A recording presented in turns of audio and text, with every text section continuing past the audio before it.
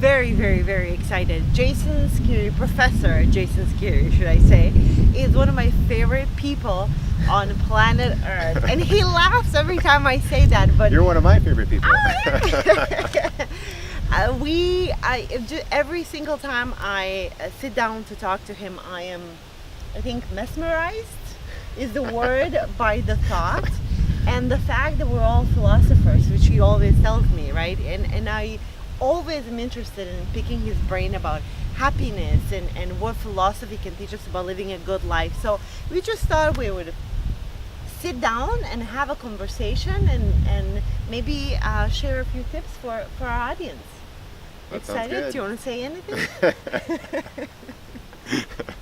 Oh yeah, I want to say, if it wasn't for you, Jasna, I wouldn't even be doing what I'm doing right now. Oh, I don't know about that. I think I just maybe nudged you along a little. Yeah, you nudged me along and kind of moved me in a different direction from where I was at, because I was just teaching, kind of academic philosophy, where I'm in the classroom and I'm lecturing, and it's great, and you talk about questions. About what is reality, is there a God, what's the relationship between your mind and your brain, do you have free will, what do you know and how do you know it? And that's great for teaching undergraduates, and I really have a great time, but I've always been interested in applying that knowledge to our lives, and that's the kind of turn that you helped me make. I had to jump in with both feet, right? And so now what I'm doing is setting up groups, little on Meetup, a little meetup group where we take a particular philosophical text or maybe some literature, and we read it, and then we sit down and we talk about what we've learned from it and how we can apply it to our lives, right? And that's one of the most important things for me when it comes to philosophy is, how do we live flourishing lives, right? How do we live a full human life? Mm-hmm. And I believe that philosophy has a lot to say about that. So then what would you say, what is the definition of philosophy? The definition of philosophy, that is a very difficult question. And I think even philosophers argue about what that is. Mm-hmm. But I'd like to distinguish between, you could say, academic or theoretical philosophy, okay, right? Like me teaching in the classroom and talking about general ideas about reality or knowledge, or what is justice or the good or something like that, versus what I call applied philosophy, mm-hmm, of how you apply, philosophical principles to your life. And this tradition of applied philosophy or practical philosophy goes all the way back to Socrates, right? Where Socrates, wandered around the marketplace and questioned people about their lives. And so Socrates famously said, the unexamined life is not worth the living. Yes. But didn't when I read, I thought, I read somewhere that he made people uncomfortable by asking them that question. Why is that? Well, at one level, a lot of people don't want to really think about their lives, I guess, deeply. I'm sure people think about their lives, but thinking about it deeply, what are the organizing beliefs that you could say govern our lives or shape our lives? Or organizing beliefs are those that even shape the way we even see the world, right, and how we understand that. And I think a lot of people, they think about their lives, but maybe not deeply, and so Socrates would question them about that. And also, one more thing about Socrates is that he would always go up to experts in a particular field. Mm-hmm. He would go up to a general and ask them, what is courage, okay, right? And through question and answer, it would come to realize, the general would realize, but not admit, that he claims to know what courage is, but when in fact he really doesn't know. Oh, right? Isn't that interesting? Yeah. And so Socrates would say, there's a famous story where his friend Chaerephon went to the Delphi oracle, this very famous oracle in Greece, and he asked the oracle, is there anyone wiser than Socrates? And the oracle responds back, no one is wiser than Socrates. And so he came back and told Socrates that, and Socrates was puzzled. He's like, why would I be the wisest person? I really don't know anything. And so he went around and started questioning people, trying to see if they knew more than him, right? So he went to the politicians. They didn't seem to know anything. The poets. Some people, the craftsmen, knew something like practical, like how to make shoes or whatever the case may be.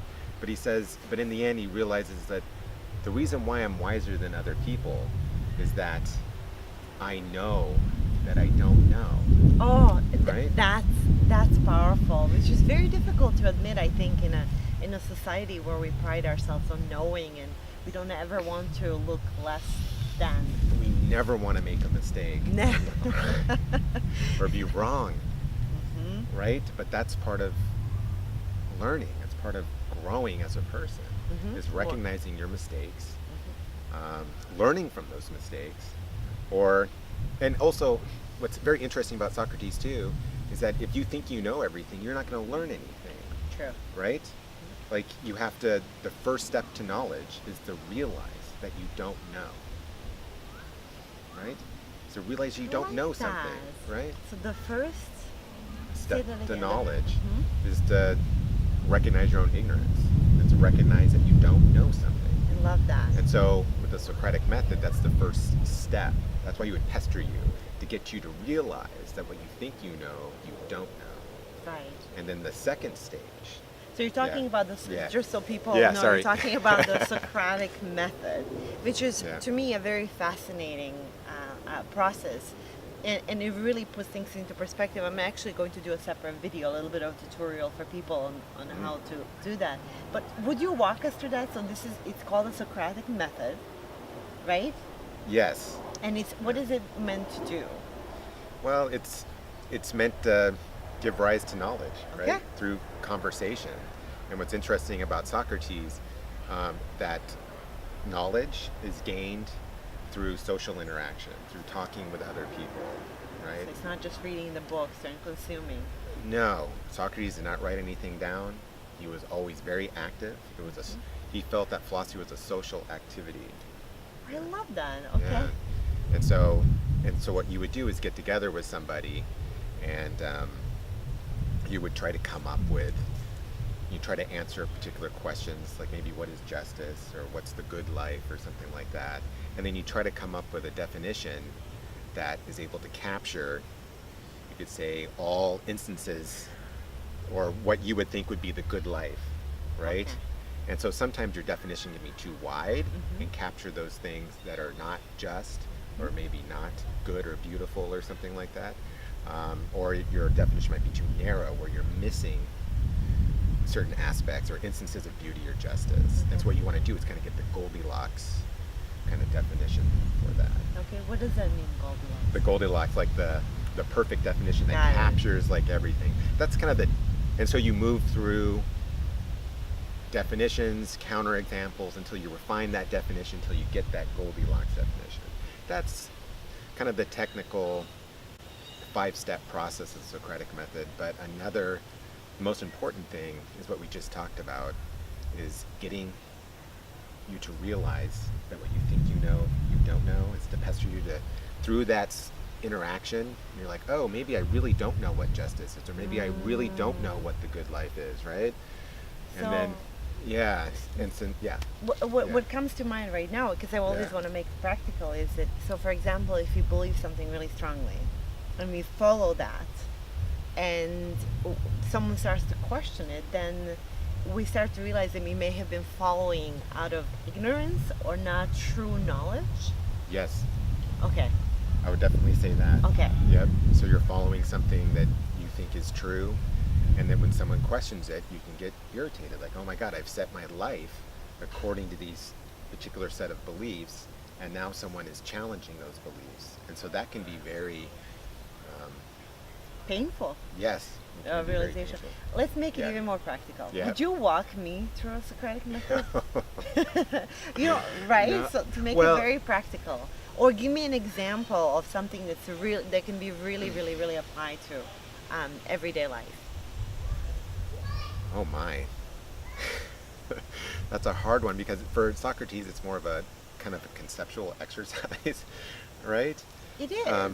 But he would say that in order to know, in order to pick out what is just, you have to know what is just. In order to pick out what is good, you have to know that it's good. Okay.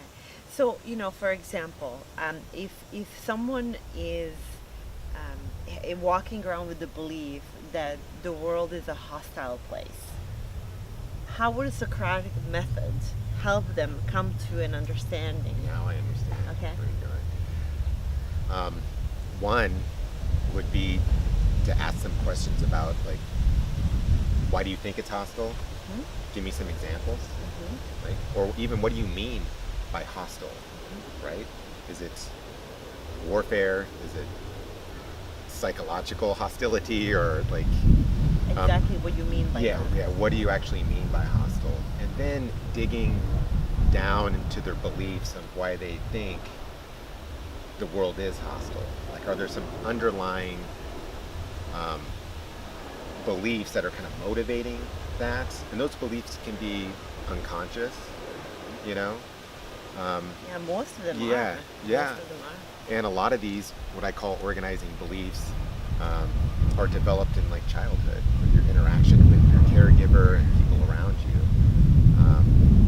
And you start building this particular system, and that can give you a different, like a view of the world that may be true or maybe false. Okay. Yeah. So, one of the things that helps me, and I don't know if this is the part of the Socratic method, is if I know that or am starting to question my own truth, I find evidence to support the contrary. So I look for, I would, when people come to me and they say, well, it's really, people are really not nice, and I say, well, do you know anyone who's nice? Yes. So kind of Yes. counter that, because Yes. then if people are not nice, but a lot of people who are really nice and kind, then that starts to question that internally. Yes, that's perfect. That's perfect for like a counterexample to their beliefs. Okay. Right? And so at one level you can try to understand what do they mean by hostile, or like why there's no good people out there or something like that. And another thing, if they do believe that, that's like a categorical belief that they have, that all people are bad or something like that. It's perfect to come up with a counterexample. That's Okay. what, maybe Socrates would do that, right? Come up with a counterexample. So this is an uncomfortable process. It doesn't feel good to question something, like you mentioned, something you might have based your entire life on. Yeah, for sure. And it can be humbling To do right? that. But also, if you can get past that, the whole world can open up to you, right? If you think that you don't have any friends or something, sometimes I talk to people that I just don't have any friends, and then again, coming up with that counterexample, what about the person at the coffee shop, or what about, you're like, oh yeah, maybe I do have some friends, and then you're like, well, hold on a second, why don't you foster those relationships, right? And so they can open up, it just can open up a whole new world and a whole new view of things, and it's going to make you feel so much better. Oh my God, I have friends like all around me, right? There are people that love me, right? So it's an I don't know that I don't know kind of thing, right? Yeah, it's like This realization that really has the potential what you of think changing you know, everything. you don't know. So you think you have no friends, Okay. but in fact, you really do have friends. But it's how we look at it, right? One of the things that I often ask people is, what is wealth? Yeah.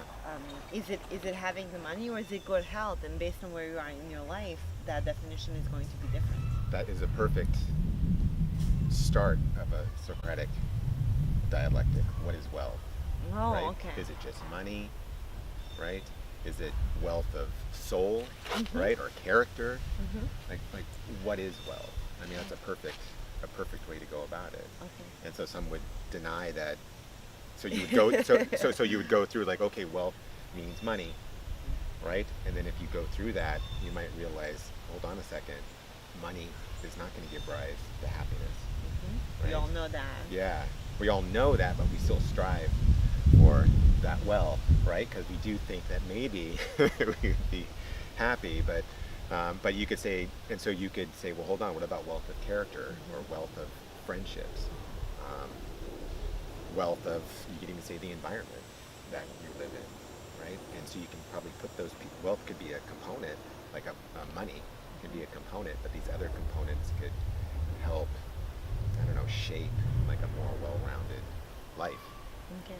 So, I think what people should know, and we'll put a link to gatherings, monthly and bi-weekly gatherings. Yeah, it's bi-weekly. Yeah. So, what I love, I've always told you, you need to be speaking and engaging, because there's so much to learn about life from you and from your teachings, because you really are a professor. You actually teach at the University of St. Thomas.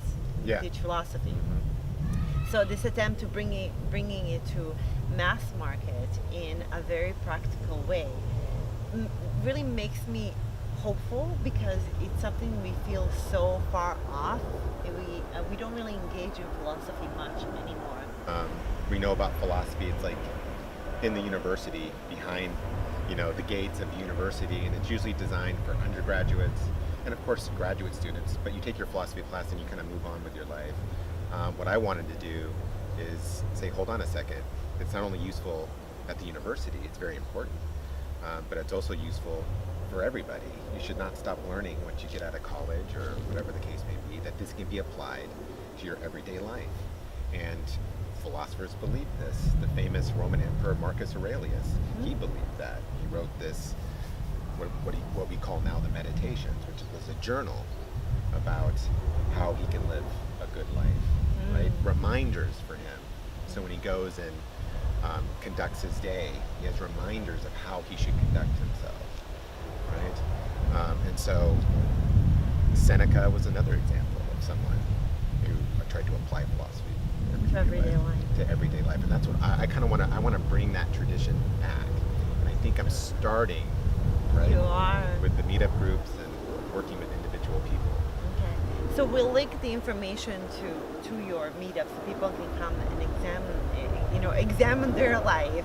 So, I'm curious that why is it that it's difficult for us to examine our lives, besides the fact that we're really busy, or is that an excuse? Well, I think we've talked about it a little bit, that we are busy. We like to distract ourselves. Busy with our Facebook page and watching reality TV or whatever. But it's also, it can be, as we just talked about, it can be challenging, right? To go in and see how your life is going, right? Is it going in the right direction? Sometimes you need to take, I think you've talked about this a lot, you've got to take a step back, right? And kind of look at your life. And we're so busy with kids, right? With school, with work, and all this stuff. And so it's not just willful distraction, right? But it could be because we're just so busy. It is. We pack our lives just totally full, and we don't have time to step back and talk like what we're doing now. So I'm curious. So you have 2 children, and you recently went through a big transformation in your own life. Yeah, I went through a transition in my marriage, right? My marriage ended, and it was very challenging for me. I do have 2 kids, and so... Children do make it a lot more painful, don't they? Yeah, they do, but if you do it right, and I don't know, I think I'm kind of proud of myself that I was able to step up and really make sure that everybody was okay, and I think, yeah, and what helped me was going back in the tradition and reading Seneca and Marcus Aurelius and going back to Socrates. So I did go back and looked at different philosophers and read about their lives and how they conducted themselves, or how they wanted to conduct themselves. This is not easy. Yeah, it's not. And so I tried to look for role models to help guide me through the process. I also set up a support team. You, right? friends, family, that I had a support team. And so it was through our exchanges and conversation that I had with you and family and everything that I was able to get to know myself a little bit better and see like who do I really want to be, right? Because of course we make mistakes when we're in relationships, you know, and I don't want to repeat those. Let's put it that way. So I just want to, reaffirm this. So role models, right? Importance of having role models. Tell me about that, and where philosophy or any of the philosophical teachers is going to that. Because I have, you're one of my teachers. I have teachers. I have teachers everywhere I turn, because I always look to outside of myself to reflect parts of myself. Yeah, Marcus Aurelius, going back to Marcus Aurelius, in the first book of his meditations, what does he talk about? He talks about his role models. He expresses gratitude to those teachers that were around him, his father, his tutors, a bunch of different people that he talks about. And when he was grateful for their strong character, their gentleness, their beauty, and he talks about those things. And so when I read that, I'm like, maybe I should look around and really try to find those role models. I mean, nobody's perfect. Well, we're all I have a core. Well, you think everybody's perfect, but I'll just say we're fallible. You make mistakes, and so you can't put someone on a pedestal and they've done no wrong or they haven't erred in their lives. But you can try to piece together those qualities that you would like to have, right? In yourself. Right. But by the way, to me, that's what perfection is. It's the little cracks, it's the mistakes, that's true. To me, that's why I have this issue with perfection, because, that's what makes us perfect. Your, shortcomings, my shortcomings, I think that's perfection to me. Yeah, it makes us unique people. So unique, incredibly unique. And one thing that I did read that really struck me while I was going through my divorce, I read Nietzsche, and I read his essay, Schopenhauer as Educator, and right in the beginning, he says that, do you know how lucky you are to even be alive? Yes. Yeah. Right? Do you can't stress that enough. Yeah, it's like, what are the chances that the universe would unfold in this way, that we would be conscious, like sentient beings here talking? How lucky can you possibly be? We don't realize that sometimes. The second point that you mentioned is surrounding yourself with the support group, with the community is going to lift you up. So that would be like a really practical thing. If you're going through something, the first thing, look to role models, whether they're authors or living or not living, because most of your role models were not living, and then support yourself with the people who can really create the space for you to go on this journey. That's very important. For me, no one told me that. It was kind of instinctive because I was in a lot of pain, and so I reached out. I just kind of instinctively reached out to people, and I said, I need somebody to kind of help me right myself after this. Yeah, but I think it's very important to surround yourself. And even if you don't have anybody close, you can go find people, right? I found you, right? I found other people, yes, right? And so you can do that. There are people out there that are there for you, that want to help you. Yeah. Isn't that what we all want? That sense of connection and community. It talks about, Socrates talking about the self-knowledge comes from interacting with others.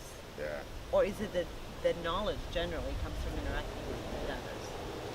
Knowing yourself, you could say, can come from your relationships that you have with other people. You come to know yourself by having conversations with others. You can also get to know yourself by being by yourself, which can be quite frightening. Like we don't want to be alone, right? But sometimes it's healthy to sit down and be alone and just be with yourself So powerful. Yeah, it is. And just kind of see what happens. You never know what can happen, right? The pain that you may feel, you have to sit with that. And That sucks. it does suck. It does suck, but sometimes you've got to move through that, right? But you have to experience. You don't want to just suppress it or try to say it's not happening. Those are the times where you do need to sit with yourself or talk with another person, which I think is very important, especially when it's really painful. It's interacting and talking with another person. And they may say something, oh, that's right. And, yeah. And so interacting with another person, you're able to figure out who you are, and they may say something. Do you know that you do this? Oh, really? I didn't know that. Right? Sometimes you need someone else to see you because you can't see yourself. Yes, it's my favorite thing to do, by the way. Yeah. I feel like, truthfully, I feel that's what my coach does for me. And I feel like I see people, and for the first time, I acknowledge them for who they really are, and which is pure honesty. And I think it's remarkable. It really is. It makes me just really excited and happy. Going back to Socrates, I really am excited about this man.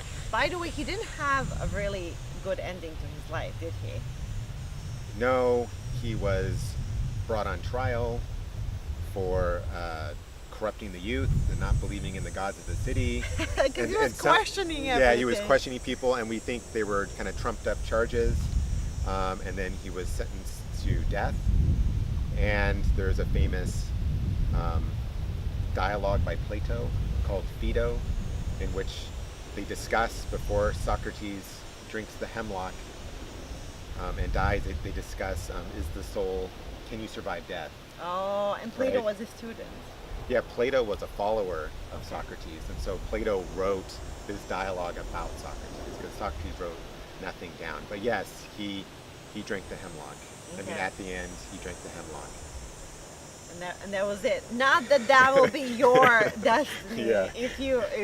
Yeah. But it's really, it shows us that he was uncompromising. And going back, and one of the things that people ask me, where does your confidence come from? Yeah. And one of the biggest insights for me is to have had a chance to work with so many people and realize that there are patterns, that we all have the same blocks. And I'm thinking, well, if everyone has them, I might as well just stop bothering with them, right? And then I can move on. So talking about, I guess, exposing ourselves, because Socrates, walked in a garb that he didn't wash. Like, I've heard that he wasn't exactly... Yeah, there were certain stories about him. That he didn't wash his cloak or his robe. He didn't wear sandals. He was also a reputation of being able to withstand extreme cold, extreme heat. He could drink anyone under the table and not be affected. I don't know if we should have that. Interesting.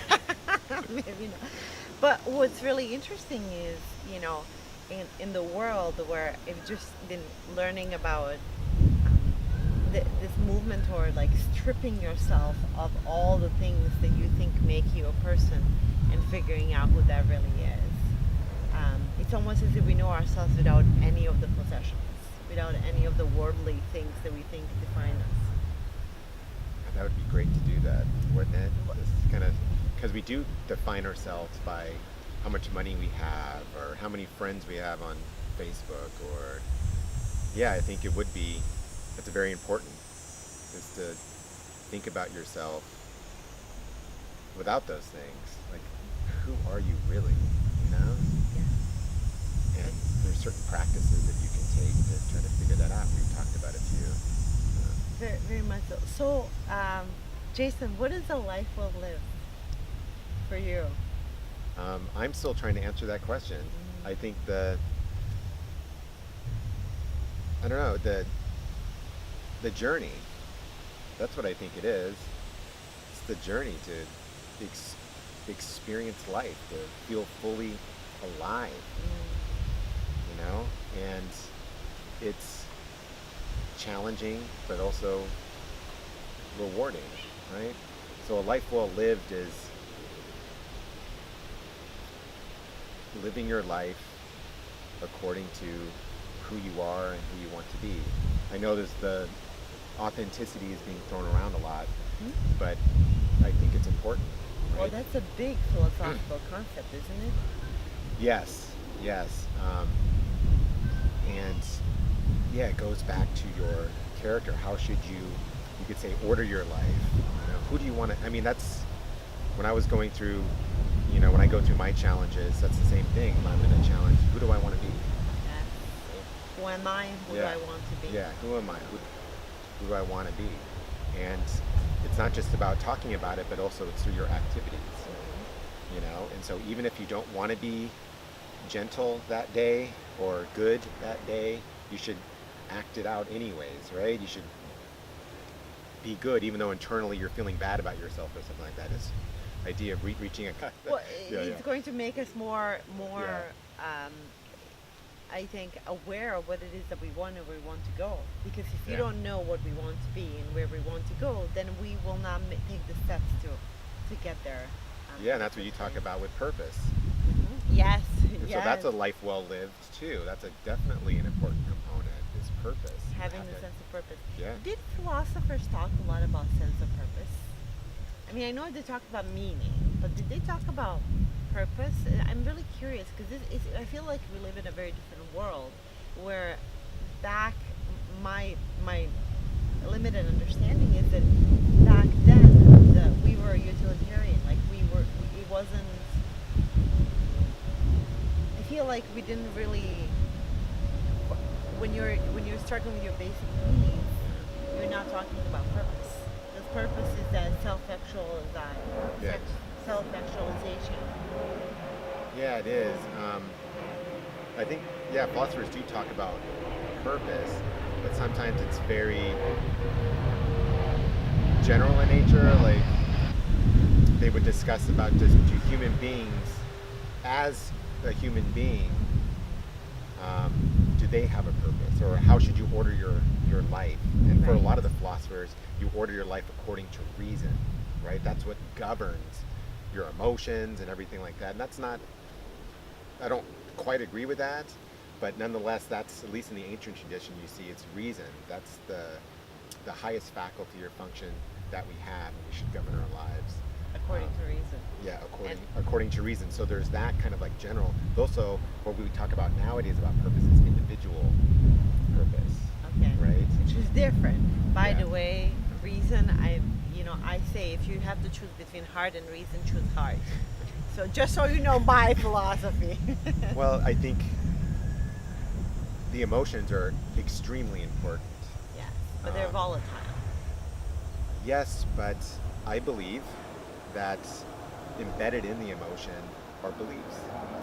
Oh, interesting. Embedded in the emotions are beliefs. And this goes to the philosopher Martha Nussbaum. And so the emotions are embedded with like beliefs. And so, for example, like being angry, right? You being angry, what does that mean? What's embedded in that is a belief that you've been harmed in some way, right? And so emotions are not, in principle, irrational. Okay. They can either be rational or irrational, true or false, depending upon the beliefs. So, can I stop you right there? Yes. So this is very interesting. So anger, it means that you have been harmed. It's the belief. It's the belief that we have been harmed. Yes, or somebody that you care about has been harmed, or something around you that you care about has been harmed. Okay. Right? And so, and what happens, guess what happens when, say, you're angry at somebody, and then they say, no, I really didn't do that, the emotion goes away, right? You're like, oh, dude, I'm sorry I was angry at you because I didn't, it's because your belief has changed. So belief is basically underneath that anger, right? Mm-hmm. The belief that you have been somehow affected or harmed, or the world around you has been harmed. Yes. That's very interesting. So what would you say, using philosophical principle, for someone who's just really pissed off about something? You have to identify like what has been harmed, and is it actual harm, Okay. right? Or And perceived. as a perceived harm, and also investigate what's doing the harming, right? And is it intentional, unintentional, that type of thing, Mhm. and figure out kind of where that anger is at, because that anger is usually embedded in some sort of belief that someone's like angry about the world or something. That's embedded, that the world is harming you in some way, but examining where that belief comes from, and if you're able to modify that or change it, then the anger will dissipate. So Jason, you work with people one-on-one. You coach them with philosophical principles, and you have workshops that people can attend. What do you notice when you work with people? Is there like a pattern that people come to you with, or an insight into our minds? I think a lot of people come for that longing for, living a good life. I mean, they're searching for something, right? And maybe they've tried other means and it's not working out for them. And so maybe they need to hit it from like a different angle, and that's what I try to provide. I mean, it's not only through, I help people try to examine their lives through like philosophical inquiry, but also art, literature, poetry, and literature can speak to you and can provide a lot of meaning. And that's what I do in my meetups. I have a piece of literature, but also with individual clients. Like I usually start off with, Nietzsche's 4 questions of conscience. This searching, the people, Yeah. people constantly searching, does that maybe come from expectations of what life should be like? Yeah. Or they notice that something's wrong and they're not sure what that is. So something is Yeah. the Why first is my sign. life not going as it's supposed to go? As it's, supposed to go textbook, Right. like how we all imagine our lives, or how society tells you how your life should be going, right? And some of us are blindly following the rules, and life is still not. That's right. And so there's a kind of a funny saying that I got to the top of the ladder, but realized it was leaned against the wrong wall. Oh, I love Right? that. Yes. And so sometimes, I work with some people that have done everything, with college, have the house, the kids and the dog and the job and everything, All but of they're it. still not satisfied. And so they feel that something is not right. And some people don't want to go and see, a psychotherapist or a psychoanalyst or something like that. They want to try it through different means. So where can people find you? I mean, are you kidding me? We have 45 minutes of this. Oh, We've do been we? talking 45 Yeah. minutes. Oh my gosh, really. So where can people find you? Well, they can find me at philosophicalliving.com. Okay, and we'll link to that. And I also have a meetup group here in Minneapolis. What and is it it's, call? The Art of Living Workshops. The Art of Living Workshop. We will link to those as well. Great. Good.